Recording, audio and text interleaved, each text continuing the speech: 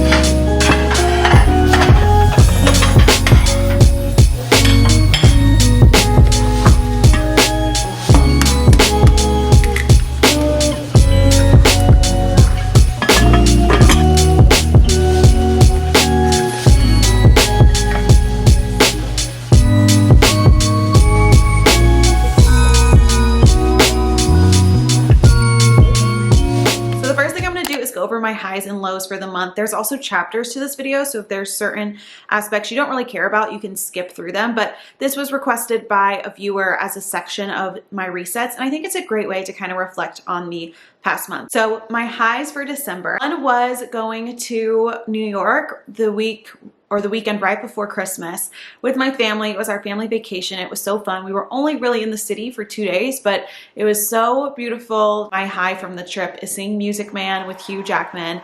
We had a phenomenal seats, and I'm just so thankful that my family was able to see him in Music Man because it closes on Broadway in January with him as the lead. So Hugh Jackman, phenomenal as expected. And another high is just Christmas and the holidays and just being home with family. I was home at my parents for about 2 weeks. My low for the month of December was that I got sick right before our trip to New York. I was only sick for about 2 days. I only had a fever for like 1 day, but I didn't get to prep a lot of work that I was gonna do before I took this vacation, and which those 2 days were really important days for me.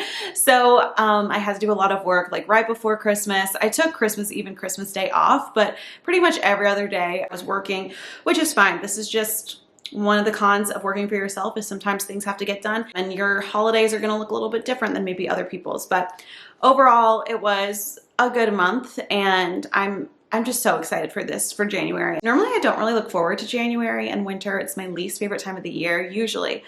But I don't know, I just have a good feeling about this one. Maybe it's because I'm not in school. I don't have to go back to school this week, which is so nice. But I don't know, I just feel a lot of good things about this upcoming month, and I'm gonna try to embrace winter while still also like putting new healthy habits into my routine, feeling good about my life and my schedule, and excited to bring you guys along with it. All right, so now going into my goals for January, I'm not gonna spend too much time here because I did a whole plan with me video where I talked about all of my goals for the year and how I break down my goals into quarters in my Dream Achieve workbook. So I wanted to do my New Year's series, which I did, and that was a lot of work right at the beginning of the month, kind of end of December going into January, but I'm really proud of it. You guys have been loving the content, and I just wanna continue with consistency here on YouTube and on TikTok and on Instagram. I also am getting an intern this month. She starts January 11th, and I am so excited for this. Like, it has just been in my thoughts and prayers for the whole month of December. I'm just so excited for my intern Caroline to start in January. So I just am praying for a smooth transition for her and for me. And kind of that is going to be my focus for January with my work, like kind of executing what I have planned. Personal goals for the month. I want to get back into a consistent workout routine, which I talked about in my plan with me video. I wrote out a workout schedule for my weeks, which has me working out 4 times a week. And I also, for a personal goal, want to start Spanish. So I want to do like 10 to 15 minutes of Duolingo every night before I go to bed. So that is going to be a habit that I am going to start in January. All right, so now it is time to go through my December expenses and make my January budget. So I have 2 different planners because I started a new one for the new year. So my December budget is in my previous planners. Let's open her up and kind of go over what my budget was, what I wanted to spend, and what my actual spending was. So I use my credit card statement, like spending summary, to show me what my expenses were, and I have to adjust them a little bit here and there. Like sometimes I'll pay for something and my friends will Venmo me for it, so I have to subtract from that and whatnot. But if you guys don't know, I use a very simple budgeting strategy. These are just my variable expenses. It doesn't include the rent I pay, my car payment, my student loan payment, and my investments and donations. So transportation, I only gave myself $50. I actually spent less than that in gas, but I did pay for like the subway system a few times for me and my parents and for some lifts. So overall, my transportation was a little bit more because of those. $100 in transportation costs for the month. It was really nice that I only had to fill up my gas tank once though. Eating out, my budget was $200. I actually got under that with $156. Groceries, I budgeted $150 and I only spent $137. Personal was actually, I got my nails done, which these chrome red nails were super expensive. And I got my eyebrows waxed, which was, my nails were $90. That is so much money. We're not paying that again this month. And then my brows were $21. So personal spending was $111. Entertainment, I gave myself $100 and ended up spending $81. The biggest expense for entertainment this month was buying my New Year's Eve tickets. We went to a hotel bar downtown and it was super fun, but Nashville for New Year's is super expensive. If any of you are wanting to go one day, just know every bar to get into, you have to buy a ticket, and $75 was the cheapest one we could find. That came with like open wine and beer bar, and some food. But like tickets were like 150 plus, but I'm actually really proud that we were able to make plans in Nashville on New Year's for a $75 ticket. Gifts, I budgeted $150 and ended up spending $248. And then shopping, so I'm gonna put that as on other. Bought some new gloves, some socks for Pure Barre, some things from Amazon. And my total shopping was $161. So I didn't want to spend too much money on myself because I was getting Christmas gifts, but I did find a few things that were on sale or in New York, just couldn't pass up. So add up my total spending for December. Okay, so my budget for December that I would have liked to spend was $750, again, just on my variable expenses, but I ended up spending $995, which is $245 over budget, but we're not being hard on ourselves.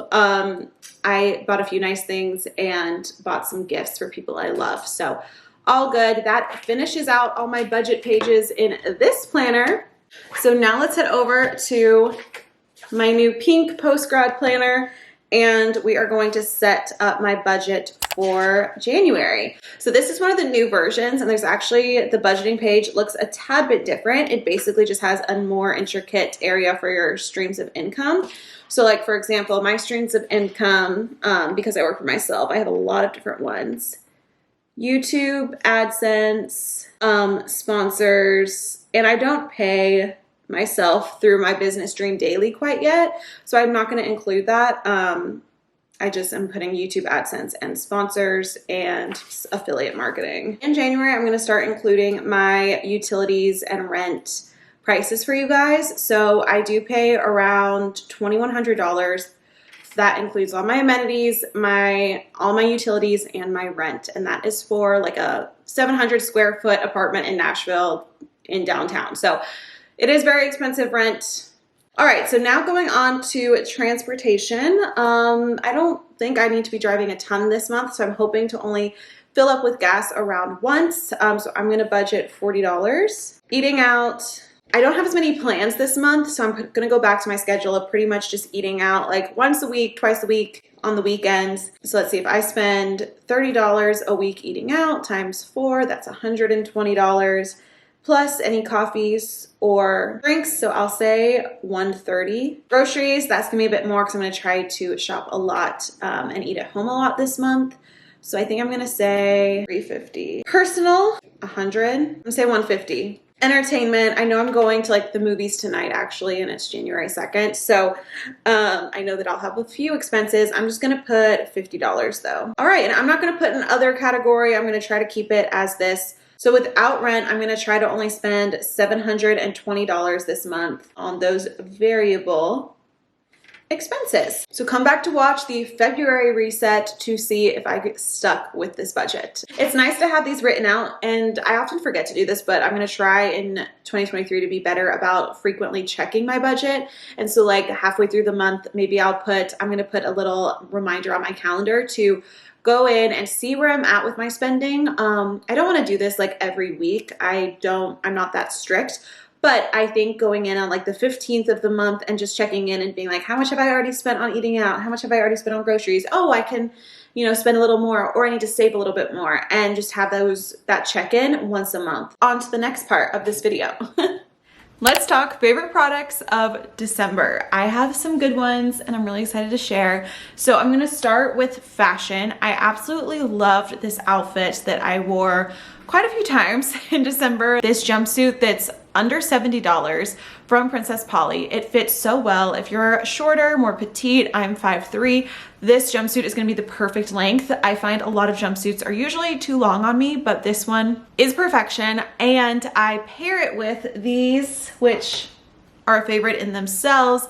These like glittery nude sleeves. Oh my gosh, I wore these 3 times. Wore them even on New Year's Eve with a different dress. They're so fun because they're like wearing gloves, but they don't have the fingers, so you can still use your phone and everything, and it just is such a fun accessory.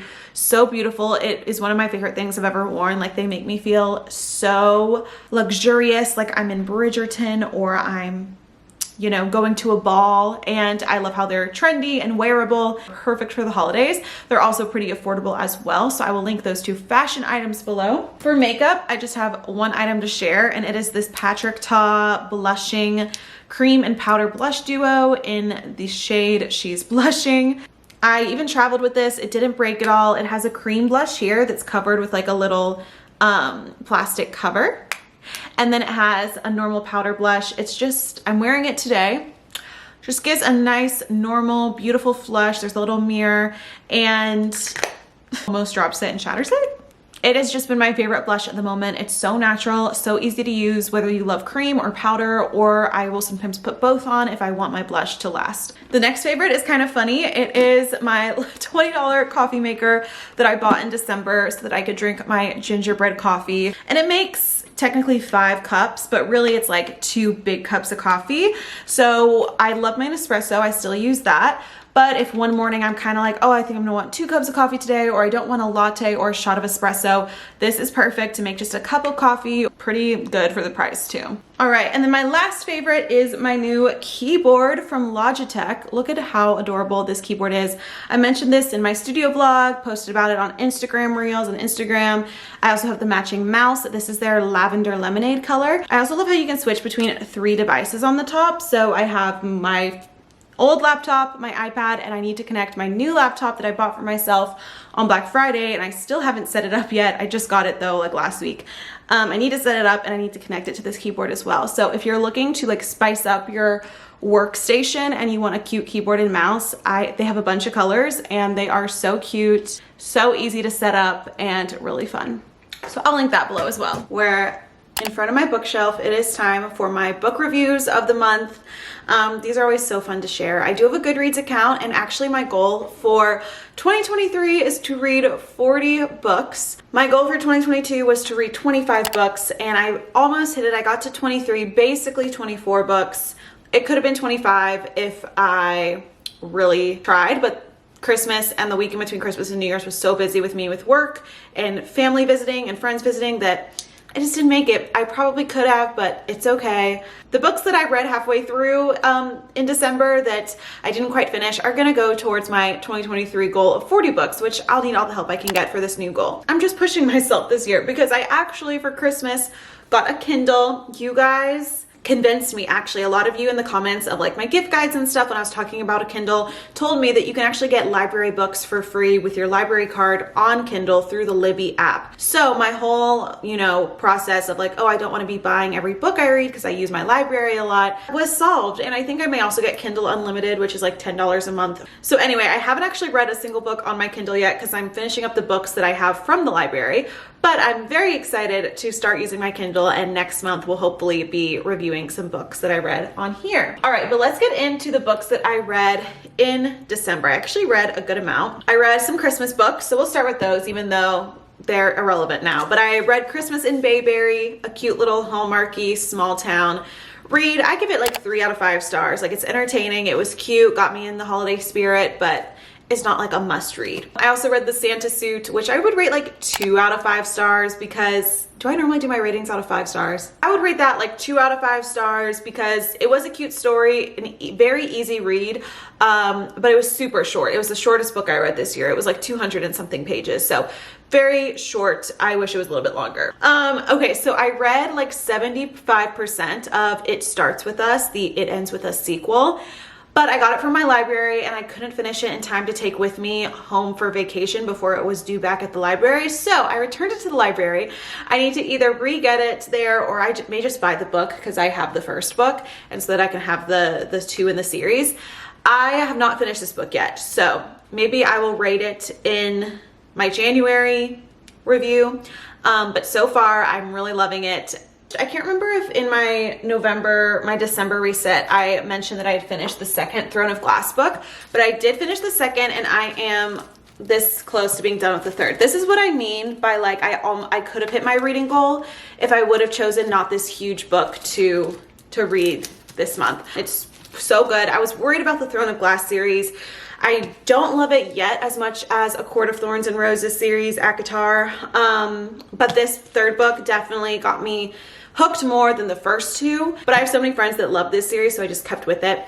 And I think after this, I'm gonna read, I have the other ones. I'm gonna read the prequel, Assassin's Blade. My friends all gave me these books. They lent them to me or I got them from the library. So that's why I'm not gonna read these on Kindle because I have them for free in paperback. I have like literally 40 pages left of this book. So I'm just gonna include it here. But I would rate this book a 4 out of 5 stars. I don't like it as much as ACOTAR. Like, it's not a 5 out of 5 like those books are.